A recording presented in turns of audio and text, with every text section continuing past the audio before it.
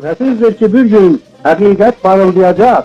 Azatlık esasını, Birleşmiş Milletler prensipini ve insan haklarını tutan taraf galip gelecektir.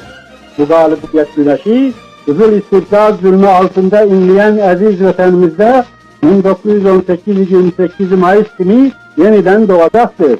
Buna katiyen şüphe etmeyiniz vatandaşlar.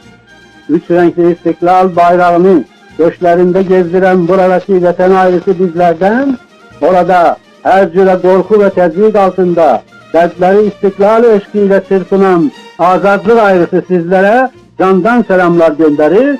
28 Mayıs İstiklal kurbanlarının aziz ruhları huzurunda hürmetle eğilir ve her iki tarafı birleştiren milli büyük hasreti şairin beytiyle dile getiririm.